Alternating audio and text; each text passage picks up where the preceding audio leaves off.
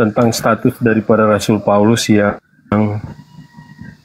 ya dianggap sebagai apa tadi ya, sebagai orang sesat atau apa, atau orang yang menjadi panduannya orang Kristen yang menyesatkan orang Kristen. Ini sebenarnya adalah satu pemahaman doktrin yang sangat sesat dan gila. Mengapa? Karena dia adalah salah satu rasul yang sangat kita percaya, yang dapat membawa kebenaran tentang Kristus, menyatakan tentang kehidupan Kristus, tentang keilahian Yesus Kristus, justru yang paling banyak dia ceritakan itu dalam Perjanjian Baru. Dalam kitab para rasul, Korintus itu, Filipi, Kolose, itu semuanya kitab-kitab Rasul Paulus yang Rasul Paulus buat. Dari mana dia berasal? Dia dari orang-orang yang dulunya dia menganiaya orang-orang Kristen, pengikut Kristus. Pasti Bang Suma udah tahu. Sebelum dia jadi Saulus, dia adalah penganiaya. Dia mau menghabiskan, mau genosida semua orang-orang yang percaya dengan Yesus. Di saat dia sudah perjalanan terakhir untuk menghabiskan semua orang-orang Kristen, dia bertemu dengan Tuhan di mana itu, di Damsik itu.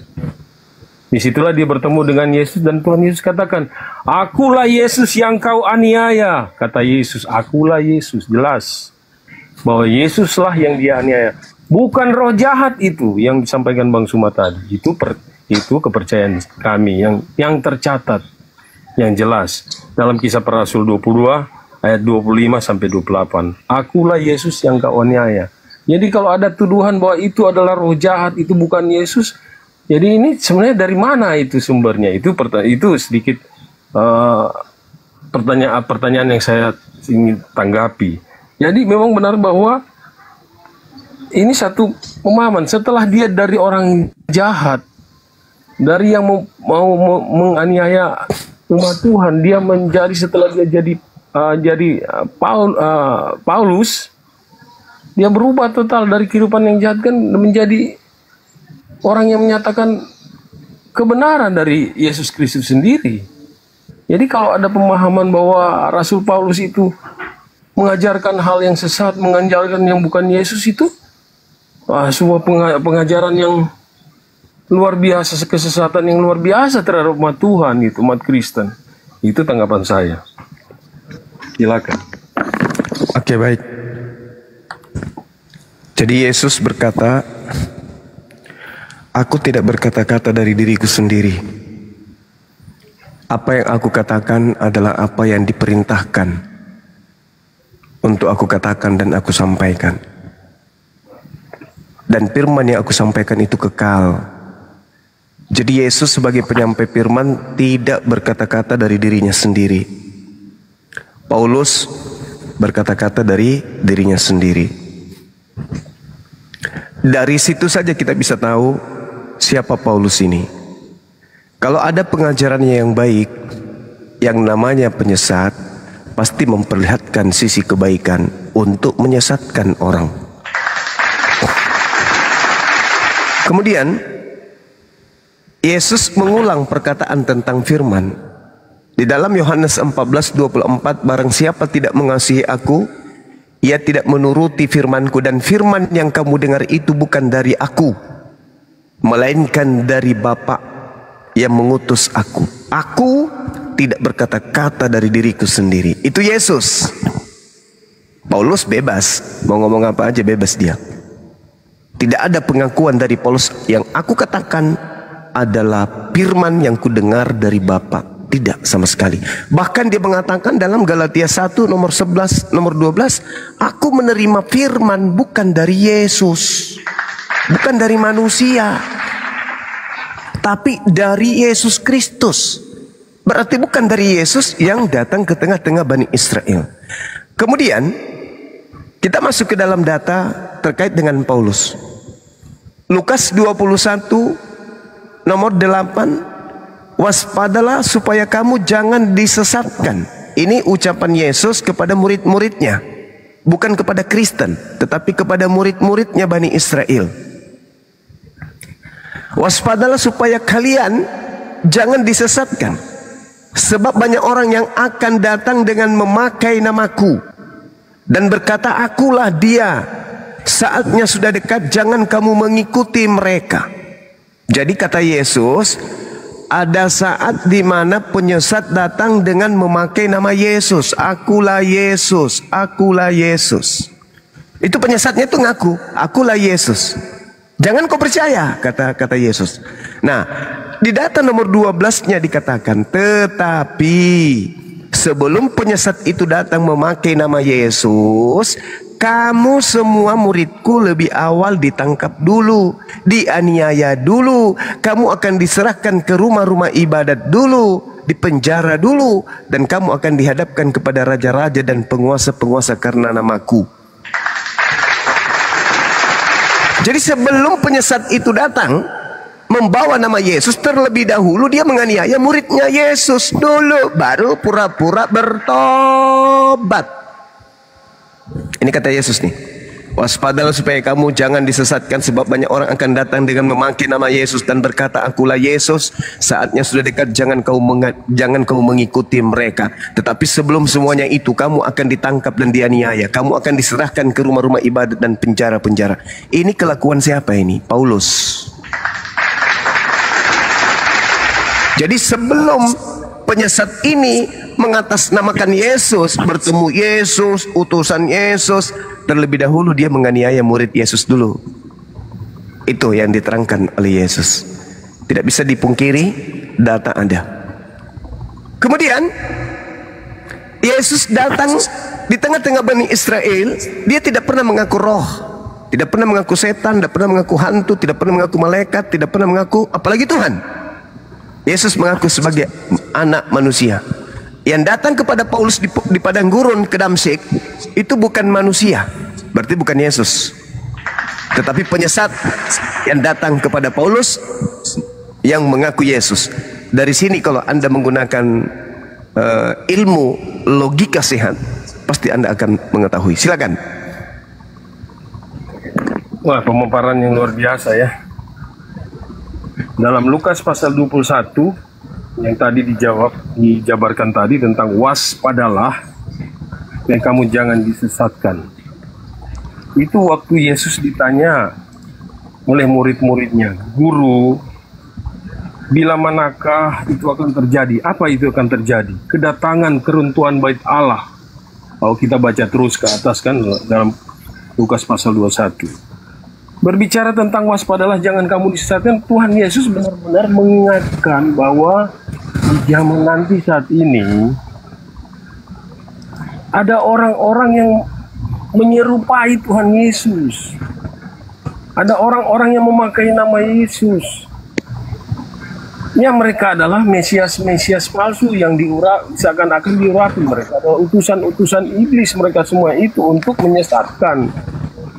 Jadi benar-benar Tuhan sudah mengingatkan kepada kita pada zaman nanti akan ada banyak orang-orang yang mengatakan, akulah dia. Janganlah kamu mengikuti mereka. Artinya di sini banyak orang akan datang memakai namaku, memakai nama Yesus. Jadi bukan Yesus mengajarkan, ada banyak nanti Yesus. Ya memang Yesus palsu akan datang. Itu betul. Ini kan pengajaran kepada murid-muridnya. Akan datang keruntuhan. Sebelum ada keruntuhan zaman ini, akan datang penyesat-penyesat kan. Tetapi sebelum semuanya itu terjadi, sebelum semuanya itu, kamu akan ditangkap dan dianiaya, kamu akan diserahkan ke rumah-rumah. Ya betul. Nggak ada yang bisa disangkal ini. Kita orang-orang yang mengikuti Tuhan pada saatnya akan dianiaya juga. Kita bisa akui itu bisa terjadi, bukan tidak bisa. Sekarang aja mungkin sudah terjadi. Jadi belum menyolok. Ini adalah perkataan-perkataan Yesus yang akan terjadi memang nyata. Tapi bicaranya Tuhan berbicara bukan nanti Paulus, Yesus yang di Tarsis itu yang itu bukan Tuhan. Ya Yesus, ini kan perjanjian baru ini dia semua bicara tentang Yesus saja, juru selamat Yesus Nazaret kan, bukan Yesus yang lain yang dibicarakan ini. Yesus dengan murid-muridnya, Yesus dengan yang lahir dari perawan Maria, bukan Yesus yang orang bilang Yesus penyesat. Ya bisa aja akan ada banyak Yesus yang nama Yesus yang mengakui sebagai Tuhan, sebagai juru selamat. Jadi ya itu saya sedikit tidak sependapat. Kalau ada Yesus yang Kalau memang Yesus penyesat, ya memang ada, tapi bukan Yesus yang bertemu dengan Saulus itu, Paulus itu yang nanti akan bilang sebagai penyesat atau ya beda ya mungkin pemahaman. Ya silakan. Ya, jadi itu satu-satunya jalan untuk berkelit. Lukas 21 itu bercerita tentang masa murid Yesus, bukan masa sekarang. Terlalu jauh lari ke masa sekarang. Ini ketika Yesus berbicara di Bait Elohim dan mereka kemudian mengagumi bangunan yang dihiasi dengan batu yang indah pada masa itu. Lalu kemudian Yesus berkata kepada mereka, apa yang kamu lihat di situ? Akan datang hari di mana tidak ada satupun akan dibiarkan terletak di atas batu yang lain. Semuanya akan diruntuhkan. Dan itu sudah terjadi. Tidak ada lagi bait suci. Sudah terjadi. Murid bertanya, Guru, kapan itu terjadi? Bila mana tanda itu akan ada? Yesus menjawab, tanda-tandanya waspadalah supaya kamu jangan disesatkan. Hasil dari penyesatan ini kemudian Yerusalem pernah diratakan oleh agama Katolik, agama yang didirikan Paulus. Kata Yesus, sebelum itu terjadi, kamu lebih dulu ditangkap, dianiaya, bla bla bla bla dan seterusnya. Pengakuan dalam Kisah Para Rasul 22 nomor 4, dan aku telah menganiaya pengikut-pengikut Yesus sampai mereka mati, laki-laki dan perempuan kutangkap dan kuserahkan ke dalam penjara. Kenapa cari yang lain? Sudah ada penggenapannya, kenapa justru cari-cari yang lain? Bukti daripada itu semua lahirnya agama Kristen, hasil daripada penyesatan sang Yesus palsu. Itu fakta tuh. Coba Anda lihat kemudian di dalam Matius 12. Apa kata Yesus di sana? Angkatan jahat orang Farisi. Paulus orang Farisi. Angkatan jahat yang adalah orang Farisi minta tanda, dan tidak akan diberikan satu tanda apapun kecuali tanda Yunus. Sebab Yunus 3 hari 3 malam dalam perut ikan, demikian juga anak manusia akan berada di dalam perut bumi 3 hari 3 malam. Berarti hari ketiga dia akan bangkit dari kubur. Ini tanda untuk siapa? Untuk angkatan jahat. Siapa yang mengimani kemudian kebangkitan pada hari ketiga? Pengikut Kristus, pengikut Paulus yang diambil dari Yesus palsu. Sekarang Anda lihat coba di Matius 12 yang saya bacakan tadi. Anda baca di dalam Matius 12 nomor 43 sampai 45. Ada orang bertobat nih. Tiba-tiba kedatangan 8 roh jahat masuk ke dalam dirinya pada saat dia di padang gurun. Dan orang ini kata Yesus seangkatan dengan Yesus. Demikian juga berlaku atas angkatan jahat ini. Apa itu angkatan jahat ini? Yaitu orang Farisi akan kemasukan roh jahat dalam dirinya. Roh jahat ini berdasarkan pengakuan Yesus akan membuat orang yang tadinya bertobat jauh lebih jahat daripada sebelum dia bertobat. Siapa oknum orang Farisi angkatan jahat sezaman Yesus yang kerasukan 8 roh jahat? Siapa itu? Orang Farisi yang kerasukan roh jahat dan menyesatkan banyak orang. Lalu kemudian coba Anda lihat nasihat-nasihat Yesus dalam Matius 24 nomor 4 nomor 5. Anda baca di situ. Waspadalah kepada penyesat yang datang dengan memakai namaku dan berkata, akulah Mesias. Berarti penyesat itu mengaku Mesias. Berarti penyesat itu mengaku Kristus. Coba Anda deteksi kata Paulus. Paulus mengatakan apa? Aku menerima Injil bukan dari manusia, tetapi dari Yesus Kristus. Yesusnya anak Maria ini manusia atau bukan? Manusia. Yesus sendiri mengatakan dalam Yohanes 1 nomor 51, langit terbuka. Lalu kemudian malaikat-malaikat turun naik menuju kepada anak manusia, yaitu aku, Yesus. Aku, Yesus, anak manusia.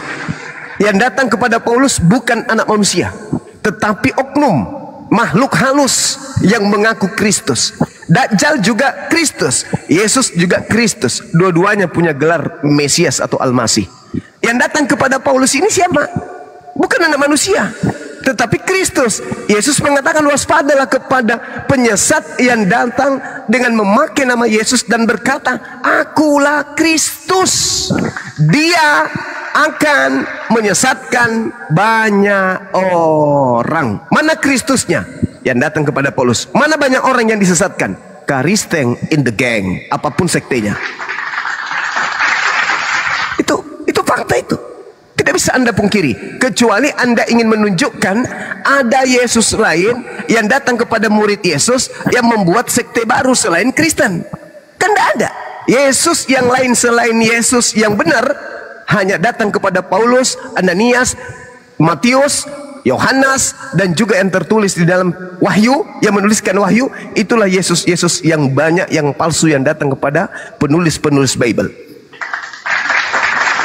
Yesus sendiri apakah mengajarkan Lukas? Tidak. Apakah mengajarkan kitab Matius? Tidak. Apakah mengajarkan buku Yohanes? Tidak. Apakah mengajarkan surah-surah Paulus? Juga tidak.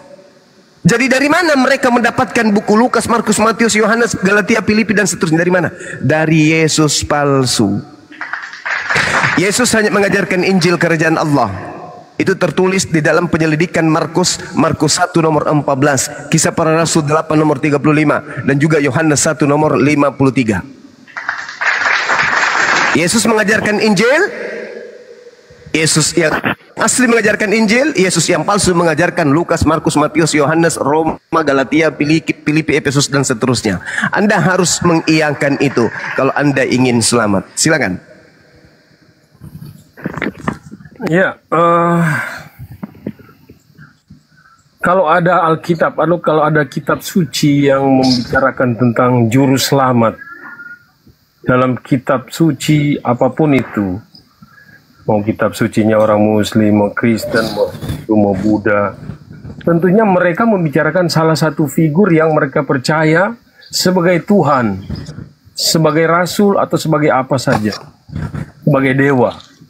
Tapi kita di dalam dalam Alkitab yang kita percaya, dalam kitab Perjanjian Baru khususnya, semuanya bicara tentang Yesus yang benar, bukan Yesus yang palsu. Kalau ada jadi Matius Wahyu itu bicara tentang Yesus yang palsu, berarti salah buku kita ini. Berarti bukan itu yang diceritakan. Yesus yang kita bicarakan di sini adalah Yesus yang mati di kayu salib. Yesus yang dilahirkan dari perawan Maria. Masa mau itu disangkal? Yesus yang sudah dinubuatkan 700 tahun yang lalu oleh Nabi Yesaya, Nabi Mika, bahwa seorang putra akan lahir dari seorang perawan Maria. Yesus yang akan mati di kayu salib dan bangkit, mati dan bangkit dan naik ke surga. Itu yang kita bicarakan. Bukan Yesus palsu-palsu yang mana, yang palsu yang mana itu. Memang akan ada banyak orang-orang yang mengatakan, oh aku Yesus, aku juru selamat, aku adalah penembus manusia, aku Mesias. Ya silakan, boleh, akan ada muncul nanti. Akan ada orang-orang yang murtad, orang-orang yang tidak mau percaya Yesus, yang percaya dengan itu, ya silakan. Tetapi jelas bahwa benar, Bang Zuma bilang akan datang penyesat yang memakai nama Yesus. Alkitab juga mengatakan hal itu. Tetapi Yesus yang kita bicarakan sini adalah Yesus yang disampaikan oleh Rasul Paulus, bahwa mengajarkan kebenaran, mengajarkan tentang kasih. Semua Rasul Paulus ceritakan tentang kebaikan. Bagiku hidup adalah Kristus dan mati adalah keuntungan. Itu bahasa yang keluar oleh Rasul Paulus.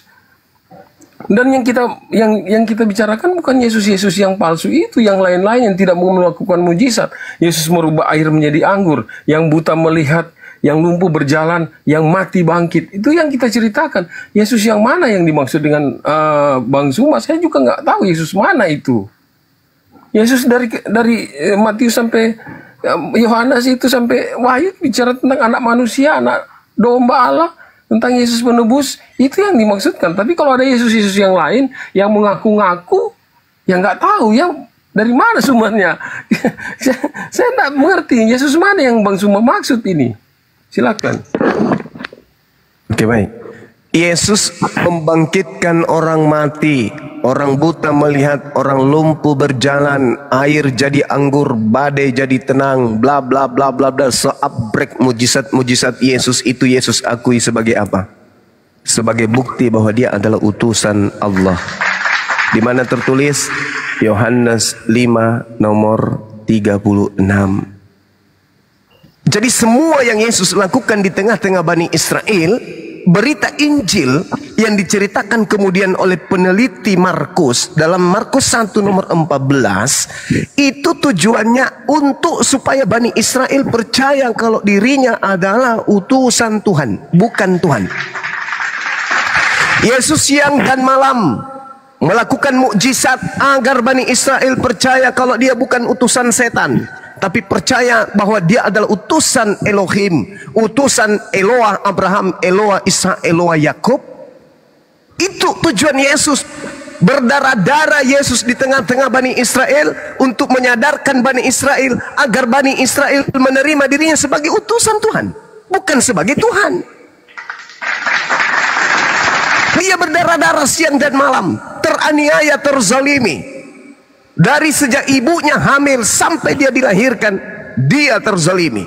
Demi untuk apa? Demi untuk menyadarkan Bani Israel kalau dia adalah utusan Tuhan. Yohanes 5 nomor 36, ada kesaksianku yang lebih penting dari kesaksian Yohanes Pembaptis, bahwa semua mukjizat, semua kekuatan, semua tanda-tanda yang aku lakukan di hadapan kalian, tanda-tanda itu yang bersaksi tentang aku, bahwa aku adalah utusan Tuhan. Camkan itu baik-baik. Camkan itu. Apa yang Yesus lakukan demi untuk menyadarkan Bani Israel, dia utusan Tuhan. Tolong diterima wahai Bani Israel, aku utusan Tuhan untuk kalian. Itu ajaran Yesus. Bahkan disampaikan Yohanes 17 nomor 3, hidup kekal itu adalah mereka Bani Israel mengenal engkau satu-satunya Eloah yang benar, dan mengenal Yesus Kristus yang engkau utus. Untuk mendapatkan hidup kekal, Yesus harus dikenal sebagai utusan Tuhan, bukan dikenal sebagai Tuhan. Itu endingnya. Kisah Para Rasul 2 nomor 22. Hai orang Israel, kalian harus tahu yang kumaksud adalah Yesus, seorang yang berasal dari Nazaret. Dia ada orang yang ditentukan oleh Tuhan untuk melakukan mukjizat, tanda-tanda, kekuatan yang dilakukan oleh Eloah Abraham dengan melalui perantaraan Yesus. Tamat pengajaran Yesus kepada Bani Israel, dia ditolak sebagai rasul. Kembali dia ke Tuhan. Selesai perkara. Setahun, 2 tahun, 3 tahun, 4 tahun, 5 tahun, 7 tahun, 10 tahun, sampai pada tahun 52, tiba-tiba muncul Yesus palsu. Siapakah engkau Tuhan? Akulah Yesus yang kau aniaya. Itulah Yesus yang kau sembah hari ini. Bukan Yesus Nabi kami yang datang kepada Bani Israel. Yesus lain yang muncul kepada Paulus, yang mengajak kemudian manusia untuk menyembah kepada dirinya. Kata Yesus, waspadalah kepada penyesat yang datang kepadamu dengan memakai nama Yesus dan berkata, akulah Kristus. Kalian semua adalah pengikut Kristus. Kalian semua adalah pengikut Yesus, tapi yang palsu. Silakan Anda perkuat argumentasi saudara. Saya ini menyembah Yesus karena Yesus mengaku Tuhan. Yes, memang betul. Karena penyesatnya memang mengaku itu. Tidak salah. Yesus memang mengajarkan demikian. Waspadalah. Waspadalah. Coba Anda lihat Matius 24 dari data 23. Tadi data 4, data 5. Di situ Mesiasnya mengaku Mesias dan menyesatkan banyak orang. Satu. Yang kedua, Anda baca dari 23. Jadi apabila ada orang yang berkata ada Yesus di sini, ada Yesus di sana, apa kata Yesus? Jangan kau percaya. Camkanlah, aku sudah mengatakannya kepadamu. Jadi apabila ada orang berkata ada Yesus di padang gurun, ada Yesus dalam bilik, apa kata Yesus? Jangan kau percaya. Paulus setelah itu mengaku bertemu dengan Yesus di padang gurun ketika dia ke Damsyik, dan juga mengaku bertemu Yesus ketika dia di dalam bilik penjara. Skubalon dalam bahasa Yunani artinya apa? Skubalon artinya kamar rahasia. Kamar rahasia itu apa? sel penjara. Tidak bebas orang masuk kecuali orang khusus yang masuk di kamar itu, di bilik itu, yaitu si terdakwa. Paulus masuk di kamar rahasia itu, dan di situ dia mengaku bertemu dengan Mesias, menulis surat Filipi, Efesus, Galatia, dan seterusnya. Camkan itu baik-baik. Aku sudah mengatakannya kepadamu, sebab Yesus palsu dan nabi-nabi palsu akan muncul dan akan melakukan banyak mujizat dan sekiranya mungkin menyesatkan orang-orang pilihan juga. Camkan, aku telah mengatakannya itu. Jangan kau percaya, sebab sama seperti kilat yang memancar dari timur sampai ke barat, demikianlah nanti kedatanganku yang kedua. Jadi kalau ada orang yang datang mengaku ketemu Yesus, jangan percaya. Aku datang kedua kalinya nanti seperti kilat menyambar dari timur sampai ke barat. Jadi kalau hanya dia sendiri, aku bertemu dengan Yesus loh, jangan kau percaya. Aku melihat Yesus loh, jangan kau percaya. Sebab sama seperti kilat dari timur sampai ke barat, memancar cahayanya, demikianlah nanti caraku datang yang kedua kali.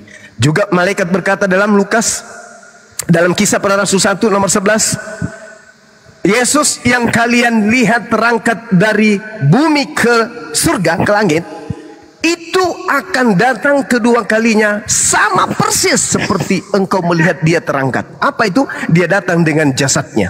Untuk yang kedua kalinya datang dengan jasadnya.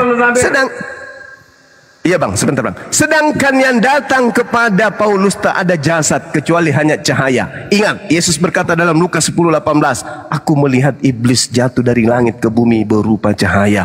Yang datang kepada Paulus hanya berupa cahaya, tidak ada daging. Berarti itu bukan Yesus yang asli. Sebab Yesus yang asli datang lengkap dengan dagingnya. Menurut siapa? Menurut Yesus. Di mana dalilnya? Baca Matius 24 nomor 27 dan nomor 30. Silakan.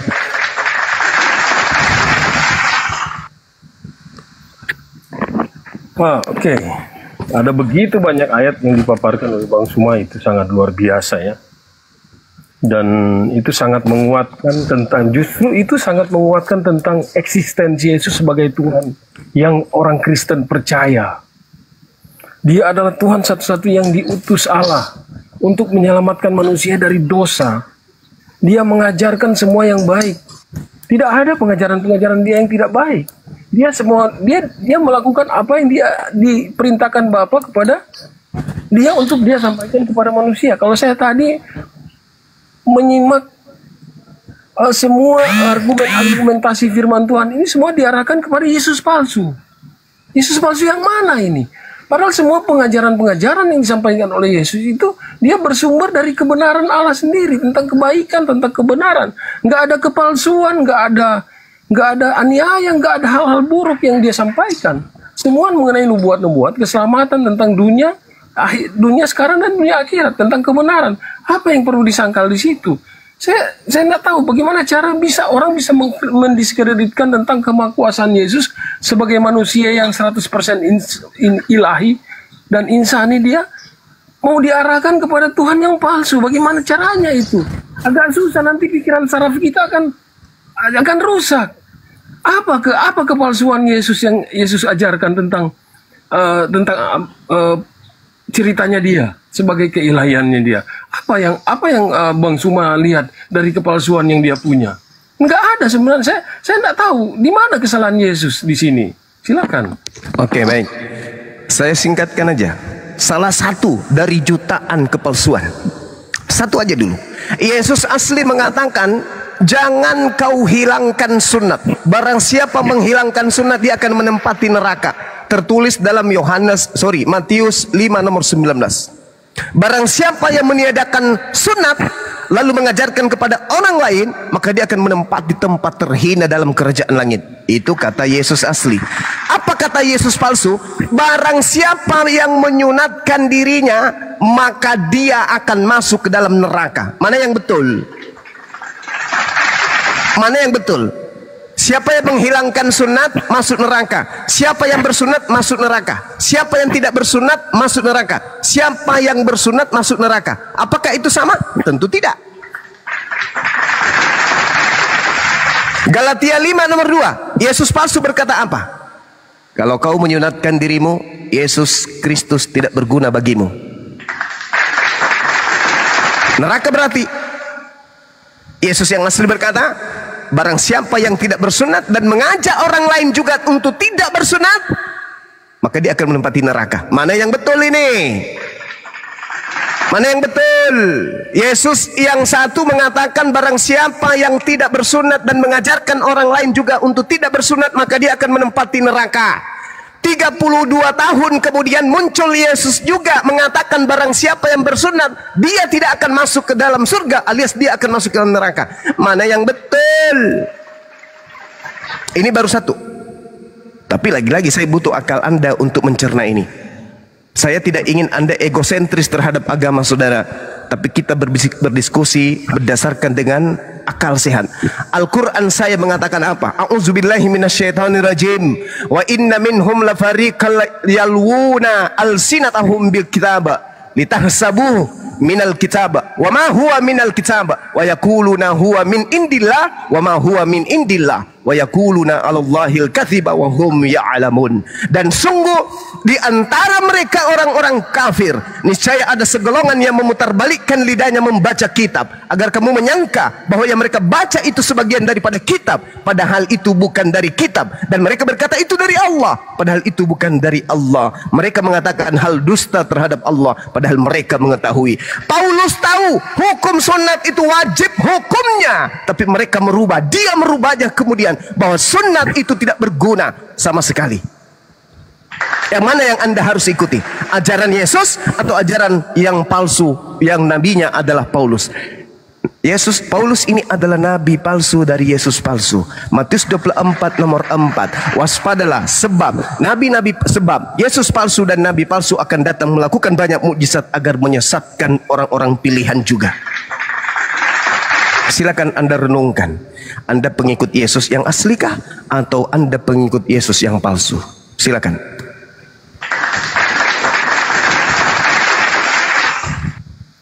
Ya, saya lebih menarik sekali pemaparannya. Yang jelas pasti bahwa kalau kita orang Kristen, mengapa sudah nggak perlu lagi sunat? Karena Tuhan Kristus itu adalah satu kelengkapan daripada penggenapan hukum Taurat. Gak ada gunanya kita sunat, yang penting kita itu sunat hati kalau orang Kristen itu. Menajiskan kita itu adalah apa yang keluar dari kita ucapkan kan. Dalam hal ini pengganti sunat itu adalah kehidupan kita yang baik, hati kita yang perlu disunat, bukan kemaluan kita. Kita sudah nggak pakai nih. Memang perjanjian lama itu Taurat itu penting, tapi Yesus adalah penggenapan. Dia sudah tidak lagi kan. Tadi kan Bang Suma sudah bilang nggak ada guna lagi sunat kan kalau ada Yesus kan, sudah jelas tadi ayatnya.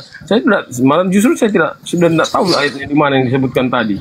Dan tidak ada gunanya lagi sunat kan, untuk apa kita lakukan sunat? Ya itu sendiri Bang Suma sudah jelaskan yang dibacakan tadi. Jadi benar-benar kita sudah nggak pakai lagi. Ya artinya sunat bukan satu lagi hal yang esensi bagi kita untuk kita datang kepada Tuhan, diselamatkan. Bukan berarti sunat itu menggantikan, tapi Yesus sendiri sebagai darahnya ya di kayu salib sudah menjadi korban bagi kita. Kalau kita sekarang sudah ada baptisan, sudah ada baptisan pengganti sunat yang mengakui Yesus sebagai Tuhan, ya itulah sudah cukup. Dengan kita membersihkan diri kita sendiri, dibaptis masuk ke dalam air, itu kan pengganti sunat kita kan. Jadi ya kalau misalnya Yesus sendiri yang bukan merubah, tapi dia menyempurnakan sunat itu dengan dirinya sendiri sebagai korban di kayu salib kan, itu yang dimaksudkan saya rasa. Silakan. Oke, Bung. Rupanya Anda harus banyak mempelajari kitabnya orang Yahudi. Yang disebut sunat hati itu adalah tunduk melaksanakan setiap perintah Elohim. Perintahnya sunat kulub, orang yang bersunat hatinya sudah pasti ikut. Tidak sombong dia terhadap perintah Tuhan. Bagaimana mungkin Anda mengatakan sunat hati? Ngerti nggak sunat hati? Sunat hati itu adalah tidak mengikuti keinginan hati, tetapi memotong nafsu, syahwat kita, keinginan duniawi kita untuk berserah diri kepada perintah Tuhan. Perintah Tuhan ya sunat. Maka sunat.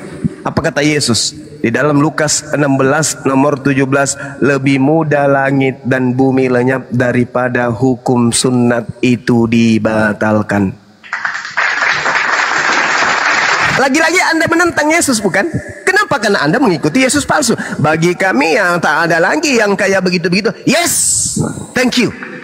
Anda sedang memproklamirkan ajaran iblis yang datang mengaku sebagai Yesus. Wa ikhwanuhum yamuddunahum fil ghayyi tsumma la yuksirun. Saudara iblis adalah orang kafir. Orang kafir adalah penolong iblis demi untuk menyesatkan manusia agar durhaka kepada Tuhan pencipta langit dan bumi. Anda sedang menguatkan argumentasi iblis agar manusia membangkang terhadap perintah Tuhan. Dengan iblis datang mengaku sebagai Yesus, separuh dari penduduk bumi tertipu. Dikiranya yang datang itu Yesus, padahal Yesus palsu. Padahal sesungguhnya Yesus sudah menasihatkan muridnya, waspada kepada Yesus palsu yang datang dan menyesatkan banyak orang. Apa bukti sesatnya? Coba, Tuhan mengatakan, barang siapa yang menghilangkan sunat, Kisah Kejadian 17 nomor 14, maka bunuhlah, karena dia telah membatalkan perjanjian kekalku. Itu perintah Tuhan. Apa perintah utusan Tuhan? Yesus. Matius 5 nomor 19, barang siapa yang menghilangkan sunat dan mengajarkan kepada orang lain, maka dia akan menempati neraka. Itu ajaran utusannya. Bahkan Yesus sebagai utusan Tuhan mengatakan, lebih mudah langit bumi lenyap daripada hukum Taurat setitik itu hilang, daripada sunat itu dibatalkan. Tapi Paulus, karena dia merasa ada Tuhan di belakangnya, yaitu Yesus, mengatakan kepada pengikutnya, wahai pengikutku, barang siapa di antara kalian bersunat, maka Yesus Kristus yang datang kepadaku di padang gurun itu tidak berguna bagimu. Emang? Tapi kalau kamu ikuti, jangan bersunat, maka Yesus Kristus yang adalah makhluk halus yang datang di belakang Paulus itu berguna bagimu. Apa itu? Membantu kamu sesat, membantu kamu supaya kau menjadi Kristen, membantu kamu supaya kau tidak menyembah pencipta langit dan bumi, tetapi menyembah angan-angan, yaitu antara Yesus manusia 100% dan Tuhan 100, bukan 100%. Itulah yang terjadi hari ini. Coba Anda renungkan tuh. Anda mengatakan memang bagi kami, ya iya, karena kalian pengikut Yesus palsu. Tapi Yesus asli apa yang dikatakan? Lebih mudah langit dan bumi lenyap daripada satu titik dari hukum Taurat batal. Lebih mudah langit, bumi lenyap daripada sunat itu batal. Pertanyaannya, apakah langit dan bumi sudah lenyap? Belum. Berarti belum batal sunat? Yes, belum. Makanya sampai hari ini orang Yahudi bersunat. Ada anaknya lahir hari ini, hari ke-8 sunat. Kenapa? Karena itu perjanjian kekal Tuhan. Tiba-tibanya datang Yesus palsu. Akulah Yesus. Tinggalkan semuanya itu. Aku akan mengutusmu, mengajarkanmu segala apa yang kau mau akan aku beri. Itu janjinya tuh. Itu janji Yesus yang datang kepadanya, kepada Paulus dan pengikutnya. Jadi cobalah Anda renungkan, Anda pikirkan, apakah betul Yesus berkata akan datang Yesus palsu? Yes. Apakah itu sudah terjadi? Sudah. Mana orang banyak yang disesatkan? Kristen namanya. Pembuktiannya, bisa tidak orang Kristen masuk ke bait sucinya orang Yahudi? Tak bisa. Tapi anehnya, Kristen ini mengaku pengikut Yesus orang Yahudi, tapi mereka nggak boleh masuk ke bait sucinya orang Yahudi. Aneh kan? Orang Kristen ibadah Minggu, dari mana ilmunya? Sedangkan Yesus ibadahnya hari Sabtu. Dari mana ilmunya hari Minggu? Dari situ kita sudah lihat. Yesus dan pengikutnya tidak makan babi, Kristen makan babi. Dari mana ini ilmunya? Yesus dan pengikutnya menyembah Eloah, Abraham, Ishak dan Yakub. Kristen menyembah kepada anak orang, makhluk yang datang kepada Paulus. Dari mana ilmunya? Sama enggak? Enggak sama. Jadi Yesus yang asli, pengikutnya Yudaism, orang-orang suci yang mengkuduskan dirinya, yang ibadahnya hari Sabat, tidak makan babi, mereka kemudian mengkuduskan jasad mereka, diri mereka dan juga bait suci mereka. Sedangkan pengikut Yesus palsu bernama Kristen makan sebuah makanan yang diharamkan dan yang dipersembahkan kepada dewa-dewa, dan juga ibadahnya hari Minggu, hari penyembahan sandai dewa matahari. Sama enggak? Enggak sama. Jadi mana penyesat itu? Dan apa nama kelompoknya? Penyesatnya adalah Yesus palsu dan nama kelompok pengikutnya adalah Kristen. Silakan Anda bantah dengan dalil. Silakan. Ya, tadi bicara sudah ada beberapa tema yang saya lihat sudah terangkat di sini mengenai sunat, terus pindah di tentang hari Sabat, tentang waktu untuk orang Sabat, dan kemudian ada tadi tentang kenajisan, makanan-makanan yang najis. Ada 3 hal yang saya pikir di situ agak berat juga untuk dijawab. Tapi satu hal yang saya percaya bahwa kita percaya sunat, tadi Pak Bang Musuma sudah mengatakan bahwa sunat adalah tanda perjanjian kan, antara Allah dan manusia. Itu betul. Tapi kita percaya bahwa kita sudah menggantikan sunat itu, kalau di kita itu sudah digantikan dengan baptisan. Bahwa baptis itu kita menerima Roh Kudus, artinya dalam baptisan itu ada trinitas, ada kuasa Tuhan, Allah Bapa, Allah Anak, Allah Roh Kudus. Dalam hal ini memang sunat itu sudah menjadi simbol bahwa Kristus itu sudah menjadi sunat atas kita semua. Dalam Kolose 2, saya baca aja ayat ya, supaya ini kita jelas ya. Dalam Kolose 2 ayat 11 sampai 12, dalam Dia kamu telah disunat dengan sunat Kristus, yaitu dengan menanggalkan tubuh jasmani yang dikuasai oleh dosa, dan kamu telah dikuburkan bersama-sama dengan Dia dalam baptisan. Dalam baptisan itu kamu juga telah dibangkitkan bersama-sama dengan Dia, oleh karena kamu percaya kepada kuasa Allah yang telah membangkitkan Dia dari antara orang mati. Ini konsep yang kita pakai, bahwa sunat itu adalah tanda kita itu sudah mati dan dikuburkan. Adalah perjanjian baru untuk Dia, Tuhan itu mengenal siapa umatnya yang menyatu dengan Dia, yang seperti Yesus sudah mati di kayu salib, kemudian dikuburkan 3 hari seperti tadi dibilang tanda Yunus itu 3 hari, kemudian Dia bangkit. Hanya itu tanda yang orang mulai mau lihat di zaman perjanjian lama sama baru. Itulah tanda akan Yesus, akan kelahiran, akan nubuat, akan identitas Yesus, status Yesus yang kita percaya, yang lahir dari Maria, dari Roh Kudus. Itu yang Yesus yang kita beritakan, bukan Yesus palsu. Palsu mana? Palsu di mana? Saya bingung kan dari tadi yang dimaksudkan dengan orang Kristen menyembah Yesus palsu. Palsu dari mana? Kita percaya sebagai Roh Kudus yang adalah Allah Tuhan yang diutus oleh Allah untuk menyelamatkan umat manusia. Yohanes 3:16 itu untuk supaya manusia hidup kekal, supaya terputus ya hubungan yang terputus antara Allah dengan manusia oleh buah terlarang, buah kuldi itu yang dimakan oleh Adam, bukan Nabi ya, oleh Adam. Kemudian semua manusia berdosa, lahirlah Yesus untuk Allah sendiri datang menjadi manusia. Dialah bukan Yesus palsu, Dia mau mati oleh kejahatan, oleh keserakan manusia, oleh ketakutan Raja Herodes diambil tahtanya sebagai raja. Ketakutan itu yang membuat orang Farisi dan orang Taurat pada zaman itu membunuh Yesus, oleh kejahatan, oleh pengaruh dari kuasa Lucifer tadi kita sudah bahas di awal, oleh iblis, sehingga Yesus mati, memang harus mati. Itu skenario, Dia harus mati dan kemudian maut dikalahkan, 3 hari Dia bangkit. Itu yang kita percaya, yang kita belajar dari setiap kitab perjanjian lama sampai baru tentang nubuat Yesus. Itu yang kita percaya. Baptisan, sunat sudah melengkapi memang, tapi kita bukan pakai sunat yang seperti dalam perjanjian baru. Kita harus mati, dibangkitkan bersama-sama dengan Dia. Sunat, baptisan itu tanda sunat bagi kita. Jadi kita sudah nggak pakai lagi yang namanya sunat-sunat yang perjanjian. Oke, soal makanan kan kita sudah ada aturan. Yang keluar dari mulut itu yang menajiskan, bukan yang masuk dari mulut, tapi keluar perkataan kita yang menajiskan. Kalau soal makanan, kita mau makan babi, mau silakan, Anda mau suka makan atau tidak, itu terserah kita. Bukan harus ada aturan lagi untuk kita selamat, harus jangan makan babi. Nggak boleh makan ini, nggak boleh makan itu untuk selamat. Waduh, aturan dari mana? Yesus sudah datang untuk kita supaya kita hidup dalam kelimpahan. Tetapi ada aturan-aturan yang Tuhan mau, jangan sampai kita lari dari perbuatan-perbuatan jahat. Itu aja. Soal makanan. Tadi soal apa lagi? Saya nggak tahu ini soal pengajaran Paulus. Paulus itu dari Korintus, Kisah Para Rasul, Filipi, Kolose, Galatia, itu pengajaran-pengajaran baik tentang Yesus itu.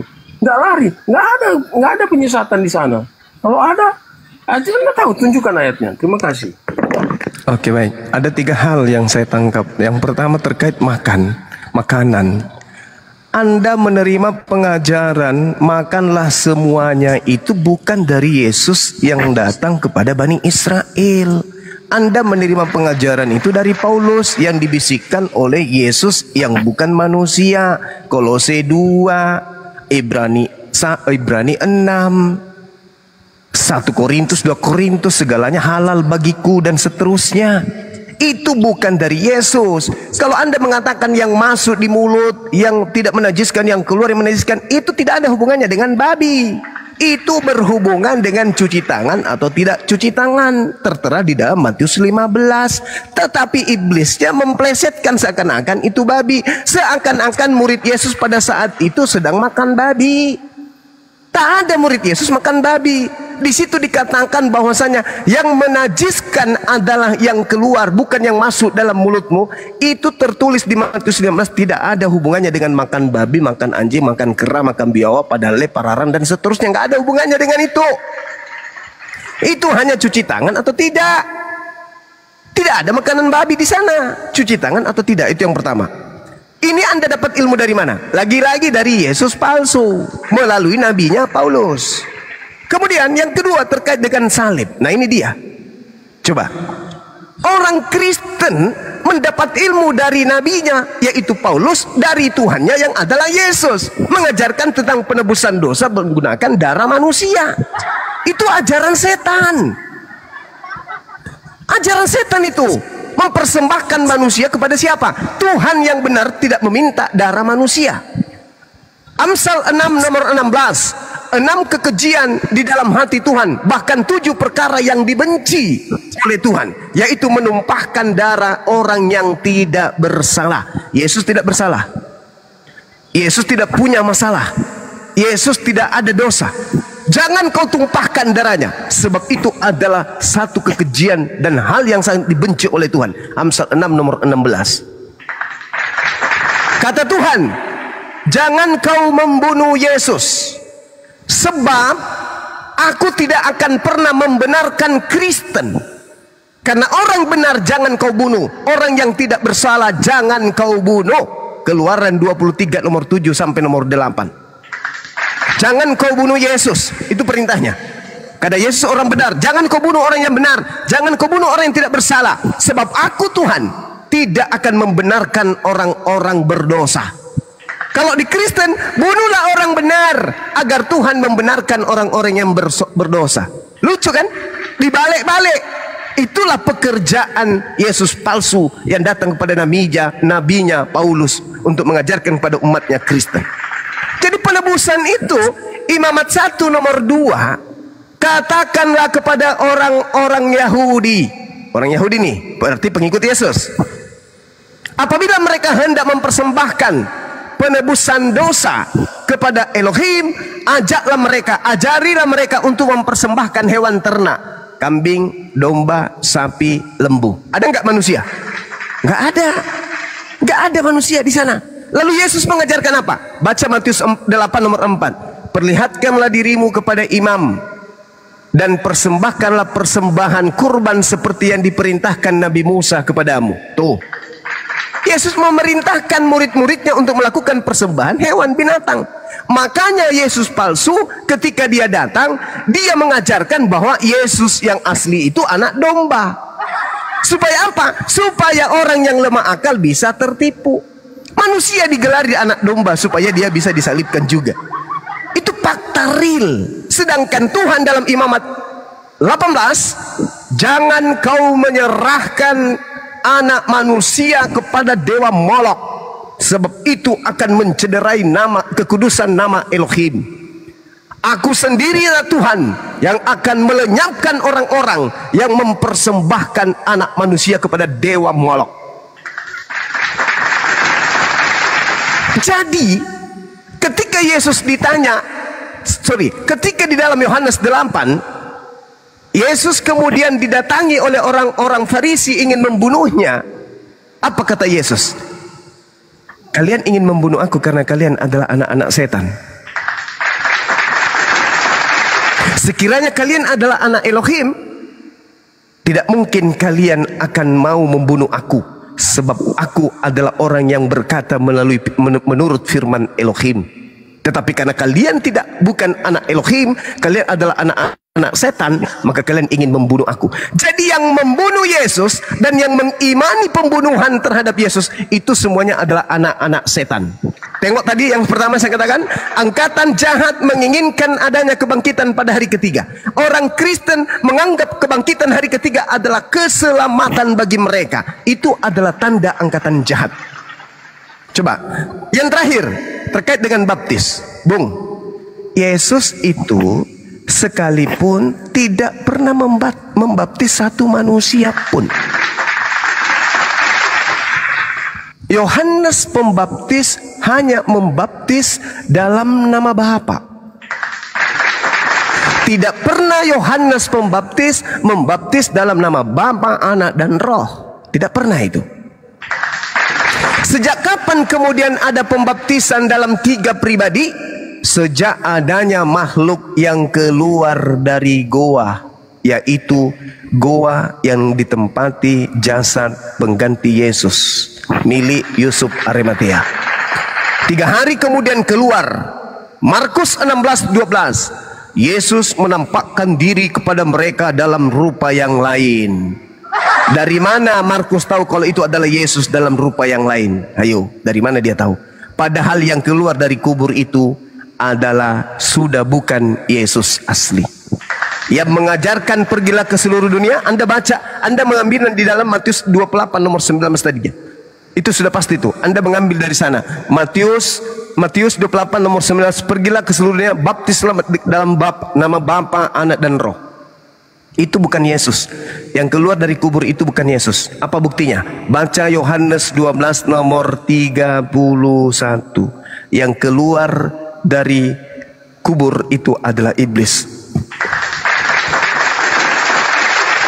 Yohanes 14 nomor 30, aku memang harus pergi, sebab penguasa dunia ini telah datang, dan iblis sedikit pun tidak berkuasa atas diriku.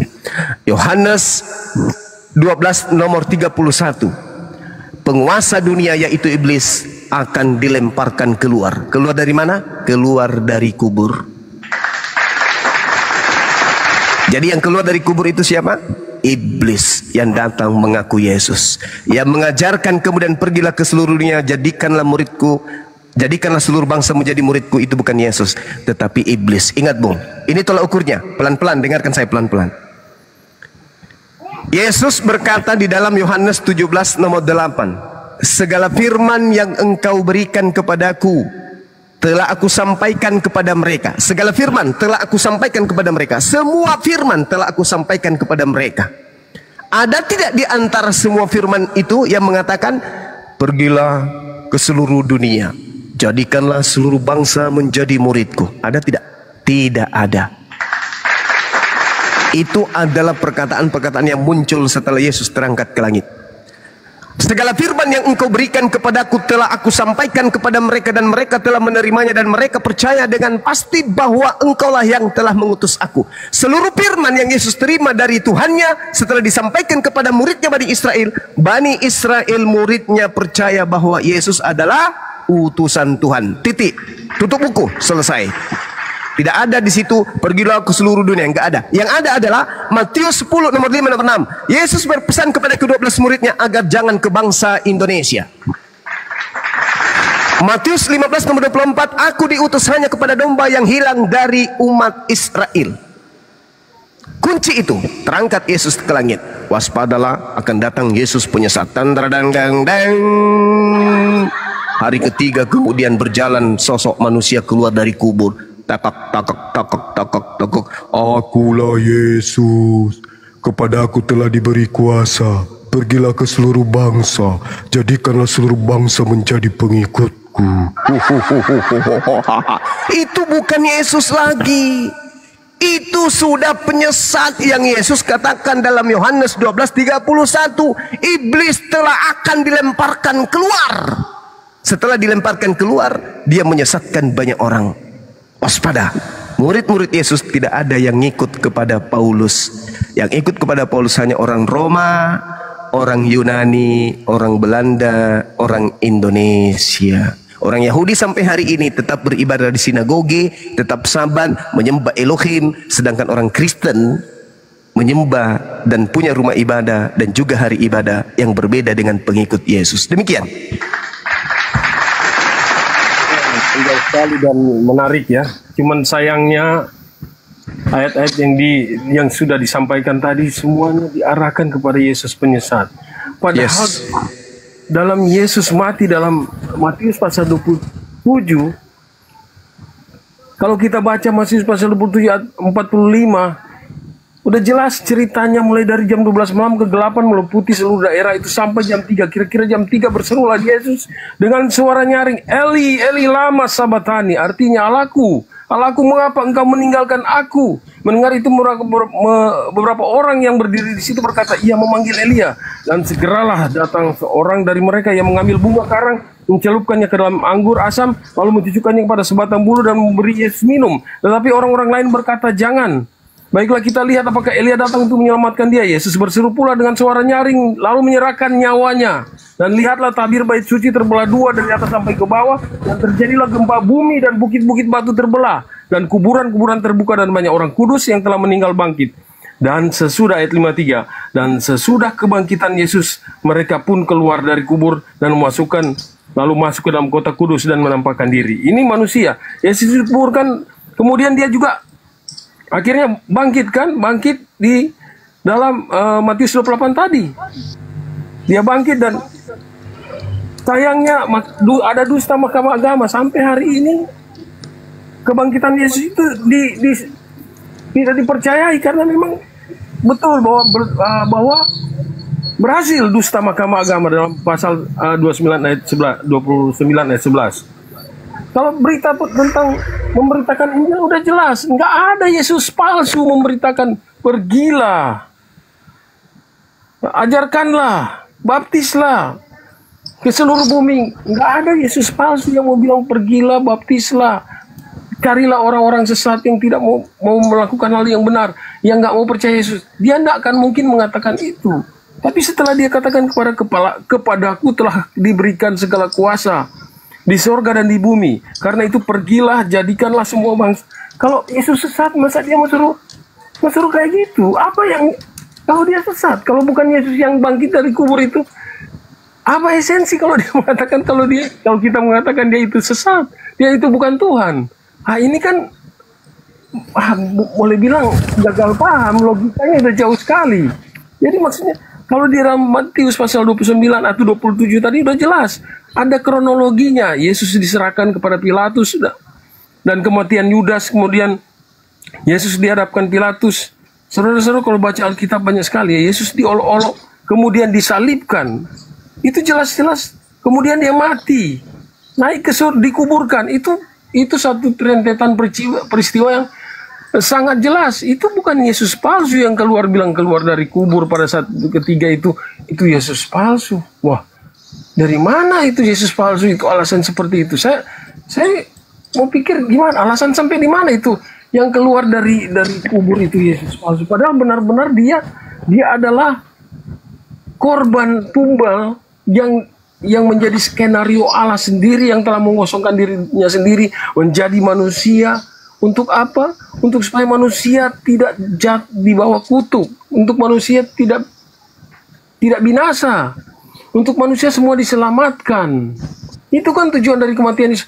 Bukan soal pengajarannya sudah bonus itu. Soal mujizat dia itu udah nggak heran lagi, air menjadi anggur, mati dibangkit, itu udah nggak perlu dibahas lagi, itu udah terlalu banyak.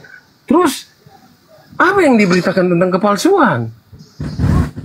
Apa yang diberitakan? Apa yang mau disampaikan? Apa kepalsuan? Apa yang kita memplesetkan lagi dalam ayat-ayat Alkitab yang begitu banyak tadi disampaikan Bang Suma? Saya bingung di mana kesesatannya dia itu. kita percaya bahwa orang Kristen percaya bahwa dia adalah satu-satunya Tuhan yang lahir, yang memiliki dua insani dan ilahi, kan? Rohnya dia ada dua. Tapi bukan berarti dua, tapi dia dalam kemanusiaannya itulah. Yang maksud saya tadi kembali lagi bahwa yang keluar dari kubur nggak ada Yesus yang lain. Bukan Yesus palsu lagi. Yesus mana itu maksudnya? Terima kasih. Oke, baik.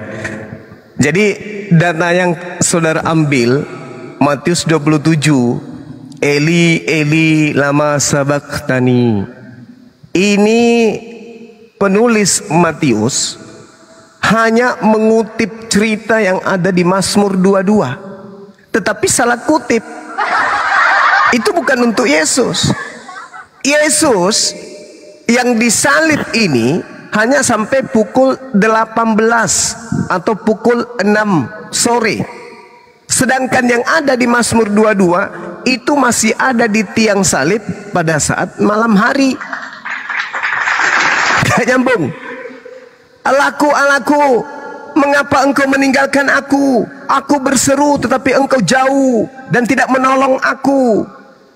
Tuhanku, aku berseru pada waktu siang, tetapi engkau tidak menjawab. Dan aku berseru pada waktu malam, tetapi juga tidakkah aku tenang. Mana dia berseru pada malam? Tidak, mana?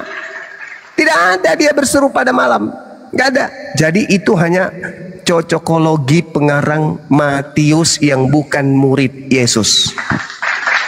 Kemudian kita tengok di dalam Yeremia atau di dalam Bilangan atau di dalam Ulangan atau di dalam Mazmur, apa yang diterangkan?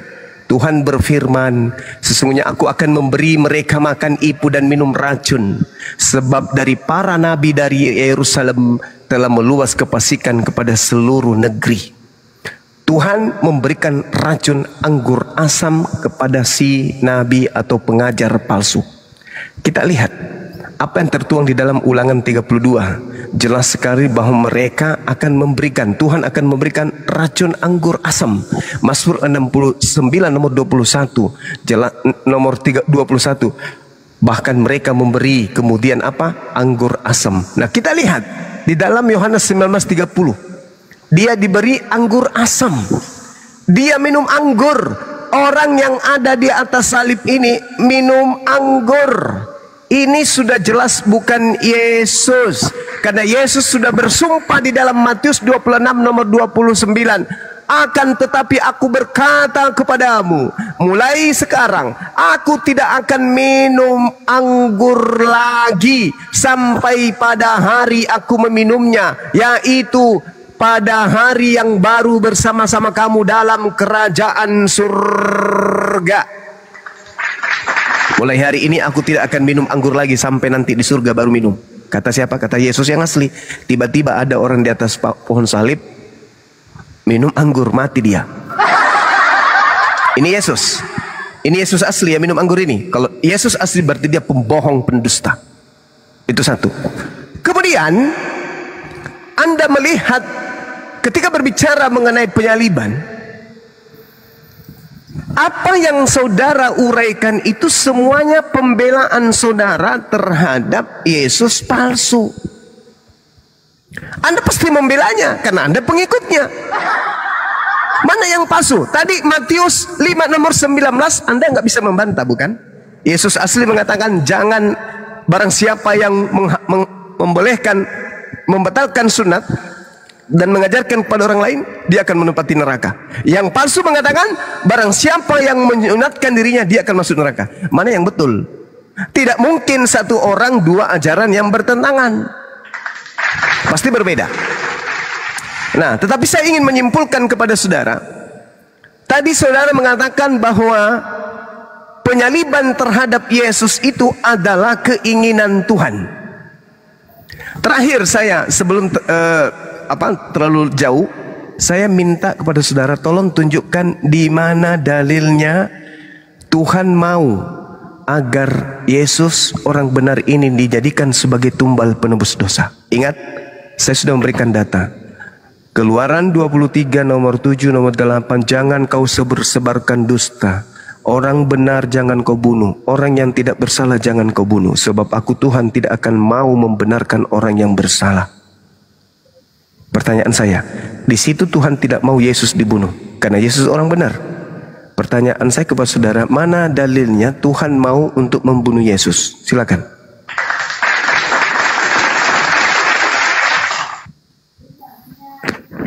Ya, saya mencoba menjawab dengan sederhana ya, bahwa beda ya, peraturan hukum manusia dengan hukum Tuhan itu beda. Maksud saya bukan beda begini. Maksud saya adalah hukum positif yang berlaku bagi kita sekarang dan zaman perjanjian lama baru itu berbicara tentang komunitas manusia itu. Tapi yang dimaksud dengan Allah mengaruniakan anaknya Yesus Kristus itu menjadi penebusan bagi manusia, menjadi korban bagi manusia, itu inti esensi daripada Injil keselamatan kepada seluruh bumi, untuk supaya dosa di seluruh bumi itu diambil semuanya, ditanggung di bawah di bawah salib Kristus. Kematian Kristus adalah tumbal yang paling sempurna bagi Allah untuk menyelamatkan manusia. Itu aja sih. Tadi pertanyaannya saya agak lupa juga tadi, tapi yang pasti kematian Kristus itu adalah satu cara yang paling sempurna untuk dapat mengambil kembali menghubungkan kembali hubungan yang sudah rusak sejak Adam dan Hawa itu ya, bahkan sampai Yesus sendiri menjadi perantara bagi manusia untuk sampai untuk hubungan itu tersambung kembali. Oke. Saya hanya mengingatkan bahwa darah Yesus yang tertumpah di kayu salib itulah yang menjadi harga yang menjadi harga supaya kita itu diselamatkan. Bolak-balik mungkin saya dalam hal ini, tapi yang pasti Tuhan Yesus sendiri dapat berkuasa untuk mengambil dan memberikan nyawanya melalui Allah Bapa sendiri, yang merupakan keilahian Allah itu ada di dalam Yesus sendiri. Jadi bukan berarti dia itu dibunuh atau apa, tapi dia sendiri yang benar-benar yang mau menderita menjadi manusia untuk supaya kita semuanya yang percaya diselamatkan. Itu aja mungkin. Bisa agak sedikit lupa itu pertanyaannya tadi gitu. Terima kasih. Iya. Saya minta dalil. Kan di dalam kitabnya orang Yahudi jelas tuh. Kan Yesus ini utusan Bapa. Kata Bapa, janganlah engkau menyebarkan kabar bohong. Janganlah engkau membantu orang yang bersalah dengan menjadi saksi yang tidak benar. Janganlah engkau turut-turut kebanyakan orang melakukan kejahatan. Dan dalam memberikan kesaksian mengenai sesuatu perkara, janganlah engkau turut-turut kebanyakan orang yang membelokkan hukum. Itu perintah Tuhan. Keluaran 23 nomor 7 nomor 8. Harus kau jauhkan dirimu dari perkara dusta. Orang yang tidak bersalah dan orang yang benar tidak boleh kau bunuh. Berarti larangan membunuh Yesus. Sebab aku tidak akan membenarkan orang yang bersalah. Berarti orang Kristen tidak akan mungkin dibenarkan dosa-dosanya ditebus dengan darah orang benar. Suap jangan kau terima, sebab suap membuat buta mata orang-orang yang melihat dan memutarbalikkan perkara orang-orang yang benar. Saya ulang, ini larangan Tuhan, jangan membunuh Yesus. Kemudian di dalam Amsal 6 nomor 16, 6 perkara ini yang dibenci Tuhan Elohim, bahkan 7 perkara yang menjadi kekejian bagi hatinya, yaitu menumpahkan darah orang yang benar. Jadi menumpahkan darah Yesus adalah kekejian dan hal yang sangat dibenci oleh Tuhan. Berarti Yesus nggak boleh dibunuh, Yesus nggak boleh disalib. Nah sekarang pertanyaan saya, ini ajaran yang Yesus ajarkan. Ketika di dalam Matius 19 itu, Guru, apa yang harus aku lakukan supaya aku bisa selamat? Apa kata Yesus? Jangan membunuh. Untuk selamat, jangan membunuh, kata Yesus. Nah sekarang pertanyaan saya, tolong Anda tunjukkan kepada kita di sini, di mana Tuhannya Yahudi mau menerima persembahan darah dari orang yang benar. Yesus orang benar. Akulah kebenaran, akulah jalan, akulah kebenaran, akulah hidup. Nah, mana dalilnya membunuh orang benar demi untuk menyelamatkan orang-orang Kristen? Perintah dari Elohim, bunuhlah orang yang benar. Jadi seperti ini. Haruslah kau jauhkan, kita balik dalilnya supaya kena kepada Kristen. Haruslah kau dekatkan dirimu kepada perkara bohong. Orang yang tidak bersalah dan orang yang benar harus kau bunuh, sebab aku Tuhan akan membenarkan orang yang bersalah. Suap silakan kau terima, sebab suap membuat matamu melek dan suap membuat engkau menjadi orang yang betul. Mana itu? Itu kalau begitu dalilnya, Kristen baru betul. Oh, ternyata dasar pembunuhan kepada Yesus karena Tuhan memang menyuruh untuk membunuh orang benar. Tapi itu tertulis di mana? Tak ada kita temukan itu. Yang ada justru apa? Haruslah kau jauhkan dirimu dari perkara dusta. Orang yang tidak bersalah, orang yang benar tidak boleh kau bunuh, sebab aku tidak akan membenarkan orang-orang yang bersalah. Kristen, orang bersalah dibenarkan. Dosa-dosanya dihapuskan orang-orang bersalah ini dengan membunuh orang benar. Kebalik. Saya ulang pertanyaan saya. Kalau Kristen bukan ajaran Yesus palsu, tolong tunjukkan kepada kita, kepada dunia, Tuhannya orang Yahudi yang dipanggil Bapa oleh Yesus memerintahkan agar anaknya yang benar ini dibunuh demi untuk menyelesaikan dosa-dosa para pendosa Kristen. Silakan. Ya, berarti saya ini tinggal mengulang aja. Dunia punya hukum. Keluaran pasal 20 juga sudah ada, jangan membunuh, jangan berzina, jangan mencuri. Itu hukum positif yang berlaku bagi kita sampai hari ini juga kita masih pakai juga, jangan membunuh, jangan mencuri. Itu hukum positif. Tapi kalau anak manusia, Yesus datang ke dunia, memang dia harus dibunuh. Dalilnya? Ya artinya, coba ya. Silakan. 1 Korintus pasal 11 ayat. Itu yang kubilang, pasti ajarannya dari Yesus yang palsu. 1 Korintus itu bisikan Yesus palsu. Yang saya minta dalil Tuhan. Dalil Tuhan, jangan dalil Yesus palsu. Dalil Tuhan. Kita hanya percaya, kita tahu bahwa Yesus datang. Yohanes 3:16 pasti sudah di luar kepala. Macet internasional. Pasti sudah di luar kepala. Ayo saudara, mana dalilnya? Nah, begitu besar Yesus datang ke dunia harus mati untuk kita. Mana dalilnya? Tunjukkan. Itu dalam Yesaya pasal 53 ayat 5 juga dia terhitung dari segala pemberontak. Memang dia harus disalibkan. Mana dalilnya? Mana dalilnya? Dalil saudara, dalil. Saya menghargai saudara. Saya minta dalil supaya kita tidak diskusi asal ngomong. Dalil juga yang jelas.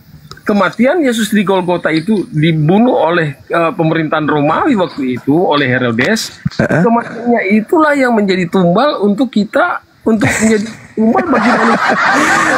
Allahu Akbar, Masya Allah.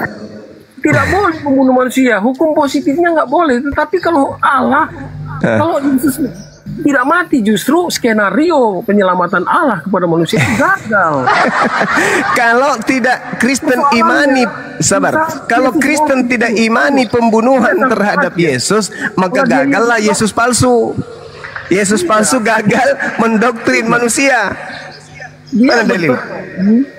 Dia benar mati, tetapi pada hari ketiga kan maut dikalahkan, dia bangkit. Nah itu tidak ada perintah Bapa, Pak Jiwa. Tidak ada perintah Bapa. Tapi Allah untuk menyelamatkan kita manusia loh. Gimana ceritanya?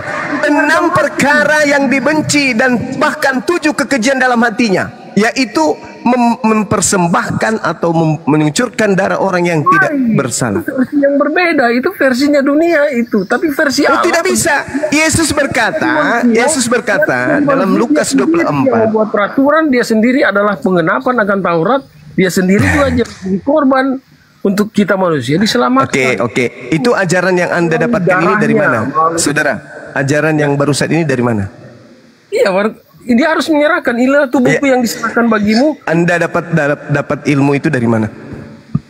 Ya kita percaya bahwa Yesus mati untuk dosa kita kan. Ya, itu ilmunya dari mana? Dosa dihapus dengan darah manusia itu di mana ilmunya? Ilmunya di mana, Bang? Bicara tentang pengorbanan Yesus di kayu salib. Saudara, ilmunya di mana? Membunuh manusia adalah menebus dosa. Bukankah membunuh manusia melahirkan dosa? Ya tapi kan ini versi yang berbeda lain ini. Nah, Yesus. mana dalilnya? Mana dalilnya? Kan harus berpatokan kepada Elohim. Mana dalil Elohim? Baca dalil, harus buka di Matius lagi. Ya, Matius itu bukan dalil Elohim itu. Ya. Silakan, Bung, silakan. Silakan. Ya, kita hanya percaya bahwa kalau kita baca dari Kejadian sampai Wahyu, bahkan dari Perjanjian Lama, bahwa nubuat Yesus harus mati di kayu salib. Tidak ada itu di Perjanjian Lama, itu nggak ada. Dia akan diserahkan. Dalam kitab Yesaya paling banyak itu dia akan diserahkan oleh. Nggak ada, Bang. Ya, oke. Dan kemudian dia akan mati. Boleh saya ngambil sedikit waktunya? Saya pasal 53 ayat 3 kan? Nggak ada itu, Bang, nggak ada. Ya. Itu bullshit. Itu bullshit. Itu hanya tipu-tipu gereja-gereja supaya orang semakin sesat. Nggak ada itu. Mari kita lihat, Bung, ya. Dengarkan saya baik-baik. Kita baca Yohanes 11, termasuk apologet pemula yang ada di bawah. Dengarkan ini. Ini Kalau keadaan. Saya minta maaf juga ya, saya sudah ditunggu orang ini. Minta maaf, ini ada tamu ini. Minta maaf. Oke. Nanti Baik, Bang, baik. Terima kasih Siap. orang baik semua ya.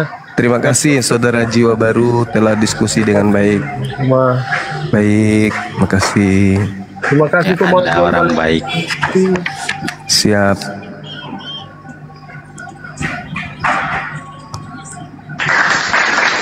Silakan dilanjut Bang Juma. Ya boleh ya teman-teman. 2, 3 sampai 1 jam boleh ya. Saya paparkan ya. Monggo Bang Juma, monggo. Oke, enggak juga 1 jam, paling 5 menit. Jadi gini, konsep penyaliban yang terjadi yang digaungkan gereja itu munculnya belakangan. Itu dulu. Ada kejadian pada saat proses penyaliban, sebelum dan saat penyaliban, Kristen, bapak-bapak gereja itu nggak ada. Yang ada hanya orang Yahudi, orang Farisi, mahkamah agama, ahli Taurat, dan juga orang-orang Roma. Kalau bisa di mute dulu, Bang. Sakit kuping saya. Nah, alhamdulillah, terima kasih. Jadi di Yohanes 11 nomor 45, banyak di antara orang-orang Yahudi yang datang melawat Maria dan mereka menyaksikan. Waalaikumsalam warahmatullahi wabarakatuh. Saya boleh lanjut? Atau ada yang mau disampaikan, Bang? Dilanjut Gurundal, dilanjut. Oke, makasih. Sampai di mana tadi ya? Banyak orang Yahudi yang melawat Maria dan mereka menyaksikan sendiri yang diperbuat oleh Yesus, dan mereka yang melihatnya kemudian percaya kepada Yesus. Ini dulu. Yesus melakukan mukjizat-mukjizat dan orang yang melihatnya percaya kepada Yesus kemudian. Tetapi di antara orang yang melihatnya, ada yang pergi kepada orang-orang Farisi dan menceritakan kepada mereka apa yang sedang diperbuat oleh Yesus. Mereka bercerita. Setelah mereka bercerita, imam-imam kepala dan orang-orang Farisi kemudian panik sepanik-paniknya, lalu memanggil mahkamah agama untuk berkumpul. Mereka kemudian rapat musyawarah seketika.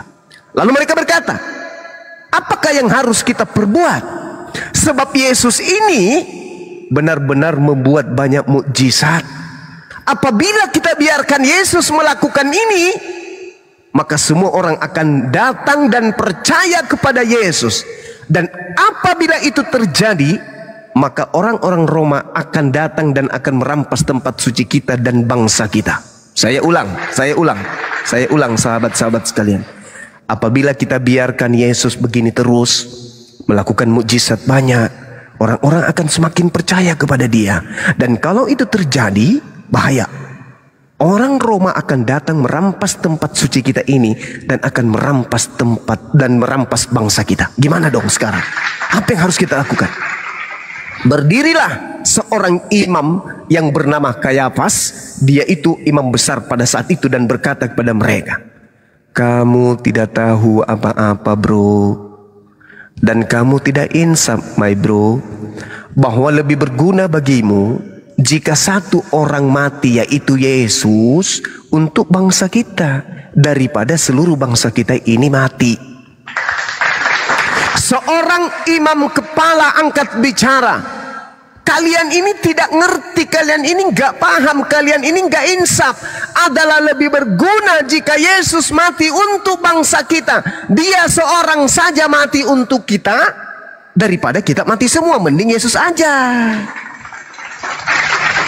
Hal itu imam kepala katakan bukan dari dirinya sendiri, tetapi sebagai imam besar pada tahun itu ia bernubuat, bahwa Yesus akan mati untuk bangsa Israel, dan bukan untuk bangsa itu saja, tetapi juga untuk mengumpulkan dan mempersatukan anak-anak Bani Israel yang telah bercerai-berai. Saya ulang, imam kepala yang punya tugas wewenang tahun itu sebagai pemimpin bernubuat, Yesus harus mati untuk bangsa Israel dan juga untuk anak-anak Bani Israel yang sudah berserak ke seluruh penjuru bumi. Ada tidak untuk nubuat? Ada nggak ahli Taurat hadir di situ? Ada. Ada nggak orang Farisi yang ahli Taurat di sana? Ada. Ahli Tanak? Ada. Mahkamah ada nggak hadir? Ada. Ahli Taurat ada nggak? Ada. Ada nggak di antara mereka mengatakan, kan sudah dinubuatkan di kitab kita? Jadi tinggal kita panggil saja Yesus. Kita ingatkan, Yesus, sudah tiba waktunya kawan. Ini nubuatan tentang kamu yang ada. Oh iya ya, ambil palang yuk, ambil kayu, siapkan ikatannya. Kapan kita mulai upacara pembunuhan terhadap Tuhan? Ada nggak yang kayak gitu? Tidak ada. Mereka sepakat membunuh Yesus karena mereka takut tempat suci mereka dirampas dan di bangsa mereka diambil sama Romawi. Jadi ini hanya unsur politik ekonomi. Tidak ada hubungannya dengan penebusan dosa yang konsepnya muncul ratusan tahun berikutnya. Saya tambahkan lagi sahabat-sahabat sekalian. Jadi imam kepala, yaitu Kayafas pada tahun itu bernubuat, Yesus harus mati seorang untuk bangsa Israel, agar bangsa Israel tidak dirampas oleh orang Roma. Lalu kemudian dikatakan, dan bukan hanya untuk bangsa, maksudnya hanya untuk bangsa Israel yang ada di situ, tetapi juga untuk mengumpulkan dan mempersatukan anak-anak Israel, anak-anak Elohim yang bercerai-berai. Nomor 53-nya, dengarkan baik-baik. Mulai hari itu, mereka imam kepala mahkamah agama orang Farisi sepakat untuk membunuh Yesus. Sepakat ya? Imam kepala tos, mahkamah agama tos, tanda tangan, kwitansinya mana, stempel, trak, selesai. Yesus kita sepakat kita bunuh demi untuk menyelamatkan bangsa kita dari penjajahan dan perampasan Romawi. Sepakat? Sepakat semuanya. Sepakat. Apa yang terjadi? Kesepakatan telah diputuskan bahwa pada hari ini, tanggal sekian, bulan sekian, imam kepala telah memutuskan bahwa Yesus harus kita bunuh agar bangsa kita tidak dirampas oleh penjajah Romawi. Angkat tangan yang setuju. Semuanya angkat tangan. Mulai hari ini mereka sepakat untuk membunuh Yesus. Karena itu, apa sebabnya?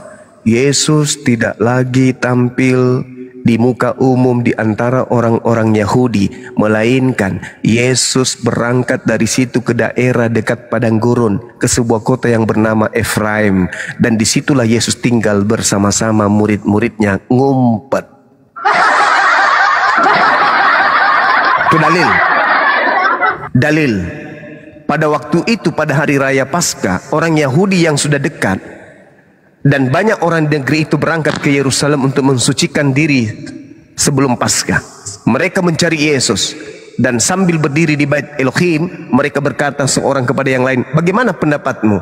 Akan datang jugakah ke pesta ini? Sementara itu imam-imam kepala dan orang Farisi telah memberikan perintah supaya setiap orang yang tahu di mana Yesus berada memberitahukannya, agar mereka bisa menangkap dan membunuh Yesus. Jadi menurut tuan rumah, yaitu Bani Israel yang hidup sama Yesus, yang menjadi pelaku utama, yang menjadi otak utama pembunuhan Yesus, apakah mereka membunuh karena nubuat? Jawabannya bukan. Apakah mereka membunuh untuk dosa waris? Jawabannya bukan. Apakah mereka membunuh untuk orang-orang Kristen? Bukan. Bukan sama sekali. Mereka membunuh karena mereka takut bangsa mereka dirampas oleh Romawi. Itu kesimpulan akhir. 2 menit. Kesimpulan akhir. Ketika mereka sudah sepakat, apa yang mereka lakukan? Mereka membuat kesaksian palsu. Pokoknya kita harus bunuh dia apapun caranya. Maka di dalam Matius 26 nomor 4 mereka melakukan tipu muslihat. Nomor 59 mereka melakukan kesaksian palsu. Markus 14 nomor 1 mereka melakukan siasat tipu muslihat dan kesaksian palsu. Untuk apa? Untuk membunuh Yesus. Agar apa? Agar dosanya, agar bangsanya tidak terampas oleh Roma dan Yunani. Maka tersungut-sungutlah kemudian orang-orang itu datang kepada Yesus. Nah ini dia. 1, 2, 3. Hot, tangkap. Yes. Sorry, lepas. Gak jadi ditangkap. Kenapa sih kalian ini? Ada apa sih kalian? Ngapain kalian ribut? Hei, aku ini adalah orang yang mengucapkan firman Tuhan. Apa sebabnya kalian ingin membunuh aku? Karena tidak ada dalam diri kalian itu firmanku. Di mana tertulis itu saudara-saudara? Yohanes 8. Kita lihat apa yang tertulis di dalam Yohanes 8 ini. Yesusnya mengatakan bahwa orang-orang Yahudi ingin membunuhnya dikarenakan orang Yahudi yang menangkapnya pada saat itu tidak memperoleh firman di dalam dirinya. Jadi bullshit kalau pembunuhan itu berdasarkan dosa waris. Saya bacakan biar lebih bagus. Dikatakan gini, aku tahu bahwa kamu adalah keturunan Abraham, tetapi kamu berusaha untuk membunuh aku. Kenapa kau berusaha membunuh aku? Karena firmanku tidak beroleh di tempat kamu. Andai saja benar tuduhan Kristen bahwa ada nubuat untuk Kristen, untuk Yesus, berarti mereka yang ingin membunuh Yesus adalah orang-orang yang noise sekali, adalah orang-orang yang membawa firman untuk menggenapi firman itu. Tapi apa kata Yesus? Kamu ingin membunuhku justru karena tidak ada nubuat di dalam dirimu, tidak ada firman di dalam dirimu, sehingga kamu ingin membunuh aku. Apa yang kulihat dari Bapa, itulah yang kukatakan. Dan yang demikian juga kamu perbuat apa yang kamu dengar dari bapakmu, yaitu iblis. Jawab mereka kepadanya, kepada Yesus, Bapa kami adalah Abraham. Yesus menimpali, jikalau sekiranya kamu adalah anak-anak Abraham, tentulah kamu mengerjakan pekerjaan yang dikerjakan Abraham. Tetapi apa sebaliknya yang kamu kerjakan? Yaitu justru berusaha membunuh aku. Berarti Yesus sudah membantah nubuat-nubuat akal-akalan yang dibangun oleh gereja Kristen. Itu nubuatan. Itu sudah dinubuatkan. Padahal Yesus sendiri mengatakan, jika engkau adalah anak-anak Abraham, tentu engkau akan mengerjakan pekerjaan Abraham. Tetapi yang kamu lakukan justru adalah untuk berusaha membunuh aku. Aku seorang yang mengatakan kebenaran kepadamu, yaitu kebenaran yang kudengar dari Elohim. Pekerjaan yang demikian tidak dikerjakan oleh Abraham. Kamu mengerjakan pekerjaan bapakmu sendiri, yaitu iblis. Apa jawab mereka? Oh, salah kamu Yesus. Kami ini tidak dilahirkan dari zina. Bapa kami satu, yaitu Elohim. Apa kata Yesus? Jikalau Elohim adalah Tuhanmu, kamu akan mengasihi aku. Kamu tidak akan membunuh aku, sebab aku keluar dan datang dari Elohim. Sabar dulu, sabar dulu. Dan aku datang bukan atas kehendakku sendiri, melainkan dialah yang mengutus aku. Apakah sebabnya kamu tidak mengerti bahasaku? Sebab kamu tidak dapat menangkap firmanku. Iblislah yang menjadi bapakmu, dan kamu ingin melakukan keinginan-keinginan bapakmu, dan dia, iblis bapakmu, adalah pembunuh manusia sejak semula. Jadi si iblis kembali ingin beraksi membunuh Yesus. Jadi yang mau membunuh Yesus itu iblis. Yang mengimani pembunuhan itu adalah pengikut iblis. Sekali lagi, yang mau membunuh Yesus itu iblis, bukan Elohim, bukan Bapa, bukan Tuhan. Dan yang mengimani dan mengaminkan pembunuhan itu adalah pengikut the demit. Sehingga tak ada satupun Kristen di atas muka bumi ini yang mampu menunjukkan data akurat di mana Elohim, Tuhannya orang Yahudi, menginginkan penebusan dosa menggunakan darah anak manusia. Kembali kepada yang tadi sahabat, sorry kepanjangan.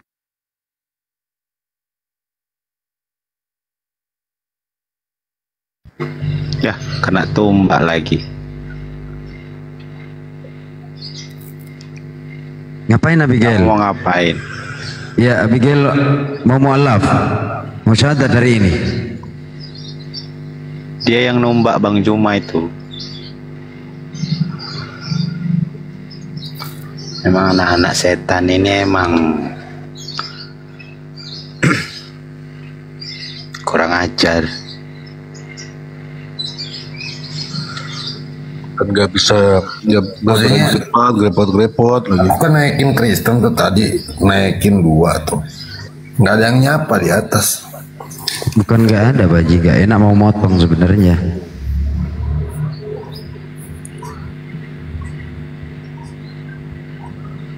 Jadi nanti kalau ada Oten naik kasih besar Ya, aja silakan sih lah, Otennya, ayolah Bang. kita naik lah.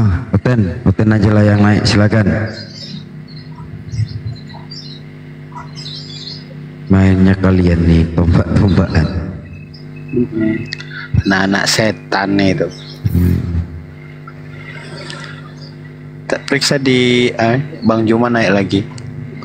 Mana Bang? Nggak ada. Ya kenapa Miguel? Enggak ngapain kau di sini? Pak, kenapa Abigail ketawa-ketawa? Buka mute-nya Abigail. Apa alasanmu ketawa-ketawa? Kalau orang ketawa-ketawa tanpa alasan itu apa namanya? Oke sahabat-sahabat, saya kira sudah kesimpulan akhir tadi ya, bahwa ada 2 Yesus. Yesus yang adalah Nabi yang datang kepada Bani Israel yang kita sebutkan nama Al-Quran, Nabi Isa alaihissalam, dan juga Yesus yang Yesus nubuatkan sendiri di dalam Matius 24 nomor 4, nomor 5, nomor 23 sampai 27 dan juga nomor 30, Lukas 21 nomor 8 sampai nomor 12. Saya kira begitu, silakan diambil alih sahabat-sahabat sekalian. Saya harus siap-siap melakukan satu kegiatan.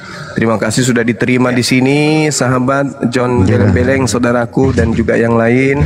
Dinda Dedi Wijaya, sehat selalu. Paul Stefan, saudara Robert, dan juga Baruk dan Pangeran. Terima kasih banyak. Ya, siap. Semoga Allah senantiasa melimpahkan rahmat dan hidayah kepada kita, utamanya kesehatan akal, agar kita tidak pikun sampai kita kembali ke jannah. Demikian sahabat-sahabat semuanya, subhanakallahumma bihamdi, asyhadu an la ilaha illa anta, astaghfiruka wa atubu ilaik. Salam tauhid, salam satu Tuhan, jayalah Islam kita, jayalah Indonesia kita. Assalamualaikum warahmatullahi wabarakatuh. Waalaikumsalam. Masya Allah Bang Juma, mantap. Terima kasih. Sama-sama Bang, lanjut. Ilmunya, gurunya. Ya. Ya, silakan dilanjut host. Mungkin ada teman-teman Kristennya kita lanjut ya, yang mau diskusi. Silakan ajukan.